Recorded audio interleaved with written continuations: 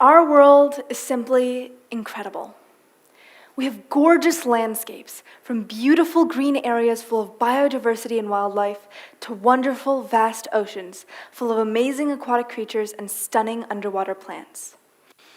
Our world has excellent terrain, including soaring mountains and icy landscapes. No other planet in our solar system is known to host life, and the Earth's extensive biodiversity is incredibly unique. I'm so grateful to be able to experience such a wonderful planet. Unfortunately, we have a climate crisis on our hands, destroying our incredible world. This global issue is affecting people all over the world. Once green areas in Midwestern America, Central Africa, and even Asia are experiencing drier soil and arid conditions, desertification. Due to human negligence, vast islands of trash are building up in our oceans, and chemical pollution is poisoning the very world we rely on to survive. This crisis is affecting everyone here in India as well. New Delhi has the worst air quality globally, often reaching over 200 AQI, whereas other cities in the world rarely even reach 100. This city generates 690 tons of plastic waste daily. That's the equivalent of 172 Indian elephants.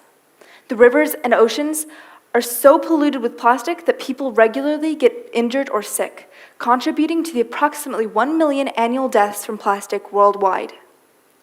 Once complex, magnificent ecosystems collapse due to the importation of over 200 invasive species not suited for harsh climates or specially involved insects. Unfortunately, one of the most deadly roadblocks environmentalists today face is global mindset. We all know something is wrong and that something must be done, but the world tends to push problems they don't want to deal with to the side. Here's the thing. If we all decide not to do anything, nothing will change. Robert Swan said, "The biggest threat to our planet is the belief that someone else will save it." Well, we all need to save it. When the topic of the climate crisis comes up, our minds jump straight to large-scale change and impact, which can seem unachievable. So people turn to minor changes to get a sense of fulfillment from their task. However, these large-scale impacts are what we need. I took the initiative throughout the pandemic to join a climate activism project with some of my peers from previous schools, Hisham Kanan and Oscar Archibald. Together, we became the co-founders of the Fighting Failure podcast, discussing climate-related issues and solutions. We had met in the 5th grade, and soon after, we started a small climate action group called The Generation at our school. While our first group wasn't a success, it gave us the skills and knowledge necessary to begin our podcast at the beginning of the pandemic. The three of us have always been incredibly passionate about the environment, and being able to start the Fighting Failure podcast was an incredible step forward in climate activism for us. If you want to know more about climate issues, or just want something interesting to listen to, I highly recommend you give it a listen. I acted as a host for the podcast throughout Season 1, and now I'm working behind the scenes to help spread climate awareness in our amazing Eco Club. Here's where the solution comes in. We need to change the world's view on climate action, as the Fighting Failure podcast aims to do. Turning off the tap and lights, carpooling, sorting trash, and avoiding plastic wrappers, these little things shouldn't be our primary focus. We need to start looking towards larger objectives. We need to stop thinking of these little actions as doing our part.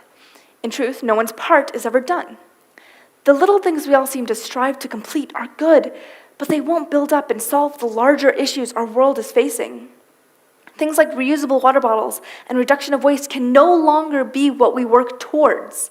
They must become instinctive and put to the background so the bigger picture can take the stage. However, just because we're striving towards the bigger picture doesn't mean we can stop doing the little things. While the little actions may not build up positively over time, they will negatively if you neglect them. The day these small solutions become not encouraged but expected is the day we can all push forward to create a better tomorrow. Let's normalize the little things and pave the way for larger impact solutions to bring our beautiful world back. Thank you.